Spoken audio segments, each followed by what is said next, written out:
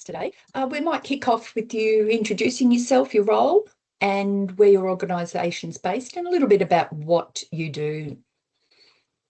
Perfect. Hello, my name is Elisha Hoban, and I'm the Diversity, Equity and Inclusions Officer at Villa Maria Catholic Homes, also known as VMCH. We provide services to more than 11,000 people through our at-home aged care, residential aged care, our retirement living and disability services and accommodation. And we also have a specialist school in Balwyn called St. Paul's.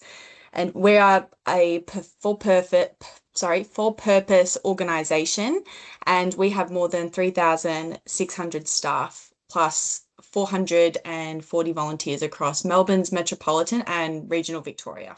Yes. So with all of those clients, but also such a large staff base, how does VMCH go about identifying employees who have caring responsibilities?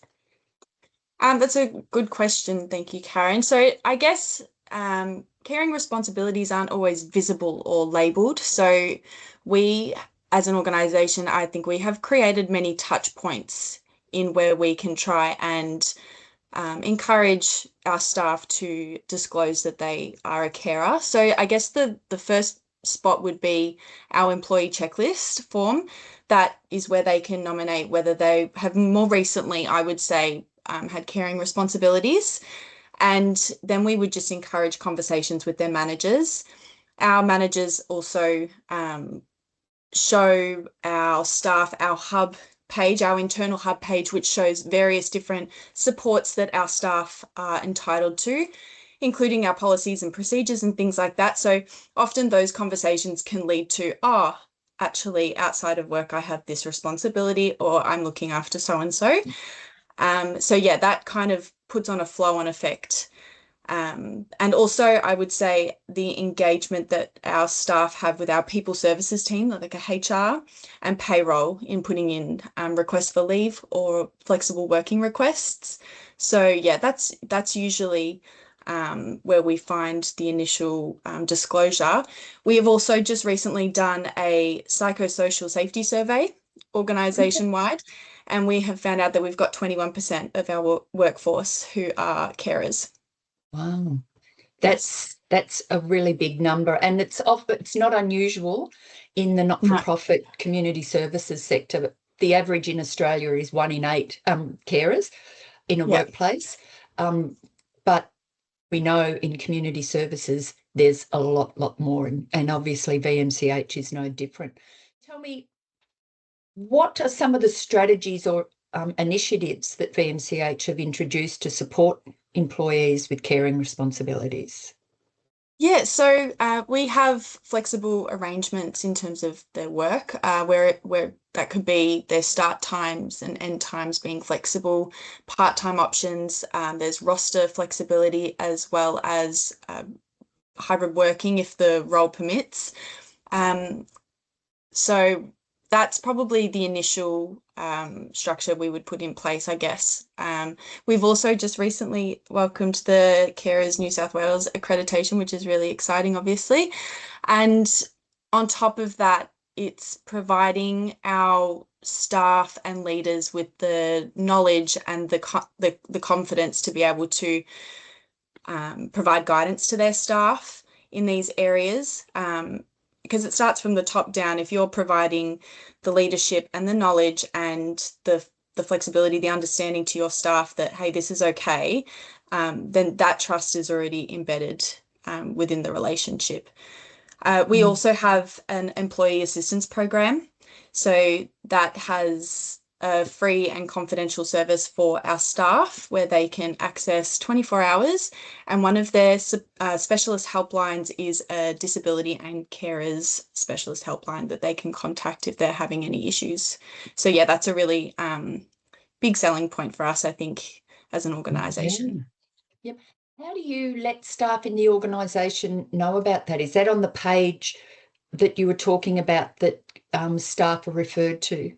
Yes, correct. So we also mentioned, on our hub page, we have all sorts of different resources and things like that, but we constantly send reminders out to our staff, whether it's on our, we've got something called the Hub and then the Viva, which is kind of like an internal Instagram. So yeah, we're constantly providing resources there. We often have lunch and learns as well, which allow our staff to hear about the supports that are available to them.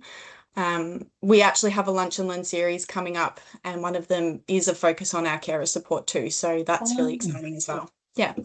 Yeah, and it's really, we know from research, if a carer feels they're not alone, they're more likely to reach out and make contact. And you mentioned trust, and we know from research as well, that's a really important thing. So if you see your leaders, if you see your workplace putting aside resources and time and creating a public focus around carers, I guess that trust is going to come, and that feeling of comfort and confidence is going to grow about accessing services. Yeah, terrific. So from your experience, what benefits have you seen both for staff and for the organisation by putting in these supports for carers at work? I think straight up for our staff, it's reduce stress and burnout. If you're feeling as though your work-life balance is more manageable because we have this flexibility embedded in our culture and systems, they're going to show up to work with a much better confidence at work and much better like improved well-being and things like that. So I think, yeah, ensuring that they have a really strong sense of belonging and trust. It really, yeah, providing these structures is really important. Yeah. Yep, terrific. And what about the impact for the organisation in terms of carers being supported? You mentioned they're less stressed, so perhaps more productive and more able to attend to work, but any impact on things like retention rates, productivity, absenteeism? Yeah, absolutely. I mean, all of those things we have definitely noticed. Our retention is really good. And that obviously when carers come or staff come back to work every day, that's also a really good sign. So yeah, I think we have a really good, as an example, we have a really good retention rate at VMCH, and we often celebrate how many years of service that our staff have been at the organisation. We've had people in the organisation onwards of 30 years, so it's pretty cool. And it's a credit to the organisation and the people that we have working at VMCH. And I think supporting our carers, it strengthens our reputation as an employer of choice as well. And obviously being in the healthcare sector, it's very competitive. So yeah, the retention and sustainability of our staff is critical. So I guess you talked about getting a reputation as an employer of choice. So not only, I imagine, is that helping retention, but it's actually helping with recruitment, Exactly. recruiting. Yeah. When you came to look at putting in supports for carers and giving particular attention to this group of staff, did you face any barriers, anything that kind of proved to be a bit of a challenge? And if so, what was it, and what did you do to overcome it? So I think one of the main challenges that we faced was inconsistency in understanding. And that can come from just general confidence in the knowledge of entitlements and a flow and effect of making sure everyone understands what's expected and what our, I don't know, arrangements are in terms of providing support to carers. And that can also be down to our complex rostering systems in healthcare. There's lots of different people walking through the door. So it's making sure that we are constantly providing our staff with the knowledge, resources, information constantly and efficiently so that everybody is on the same page and the knowledge is there. So yeah, making sure that we're embedding flexibility into our policies and yeah, keeping a workforce that's sustainable and not just keeping a one size fits all approach. Okay. Tell me more about that. I think that I guess everybody's situation is very different, and it's important to know that one person's caring responsibilities isn't going to be the same as somebody else's. So trying to be open-minded, and that's why we put together these approaches that are, it's an organisation-based initiative rather than just a single individualized program for somebody, if that makes sense. Yeah. And I think, you spoke about transferring to policies. I think that's really important, isn't it? Because you can have some very well-intentioned CEOs, leaders, but they may move on. But if this intent and these strategies and these solutions are embedded in policy and practice, then they've clearly got, they'll grow legs and they've got a lot more traction and not reliant upon an individual's idea. And you mentioned the communication, getting everybody on the same page is clearly important. Thank you. Is there a way that you mentioned retention and staff feeling less stressed? Is there a way that you manage to you evaluate that? How do you actually know quantifiably, I guess, that some of these strategies are paying off for staff and for the organisation? Yeah, so we monitor that through a combination of measurable outcomes, I would say, and feedback, descriptive feedback. So we've got employee engagement streams such as surveys, as discussed, like the psychosocial safety survey. Often they can be quite useful in terms of how people are feeling and the numbers behind things. And we also, more importantly, we really look at the retention rates and trends from our people services and payroll teams, and the uptake of flexible work and the leave options that are available to them. So looking at those numbers and noticing trends is a really good way to see whether these initiatives are working.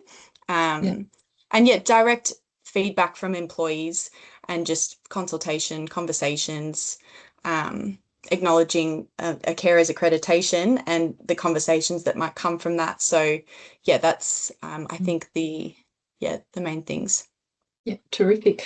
I think like the strategies for supporting carers, putting something in place that formalises the evaluation and the check-in by the organisation seems to be important as well. So it's just not left to individuals who might think, oh, let's work out if that's, actually paying off or not. Yeah, well done. Exactly. In terms of advice, and for other employers who might be joining us today, watching this, what advice would you give other employers who might want to better attract and support organisers in their workforce? What little nuggets would you offer? Like I mentioned, I think looking at the trends of retention, and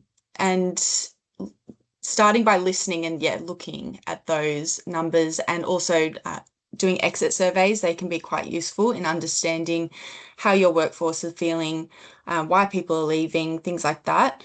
But I think the most important thing is just to remain open-minded. I think workplaces have really changed, and it's things like the carers accreditation and acknowledging the moving parts to be able to support carers is so impactful. You don't know what people are dealing with when they go home, and this is just a small way to show appreciation, acknowledge, and just say we're in your corner and we understand that you're not probably going to show up every day, and that's okay, but this is something that we can provide to you that will hopefully make it a little bit easier for you. So Oh, terrific. Yeah, terrific. Before I say thank you and goodbye, you've mentioned accreditation a few times. So just for people watching this, what do you mean by Carers New South Wales accreditation? What is the name if somebody wants to go and Google what VMCH have done in that space? So for us, we have I guess formally recognised that we are supporting our carers, and you can look up carers on our on our website and internals, there'll be carers plus employees accreditation. And yeah, it's formally recognising that we support our carers and we're providing them with the tools and the recognition to support them in everyday life and make sure that their lives are moving functionally, not only at work but personally as well. Great. So an employer watching this today could make a start by Googling Carers New South Wales, carers plus the symbol employers plus employees accreditation. Yes. Accreditation. Correct. And find out a bit more about it. Was it terribly onerous and terribly expensive, just out of interest? No, it was not. It was great. not. Oh, yeah. Yeah. And because we had a lot of the resources and things that we were already doing. So yeah, it was just really collating it all, and yeah, it was pretty good. Well, Elisha, thank you for your time today, and well done to VMCH for the work that you're doing in the carer space. And I think it's really great to hear from an organisation that has a lot of employees, clearly has a lot of carers, but has found a way to support them both for the benefit of the carer but for the benefit of the organisation's objectives and bottom line as well. So thanks to you, and thanks for VMCH for all the work that you do in our community, and all the best. Thanks again. Thank you very much, Karen. Thank you. Thanks for the opportunity.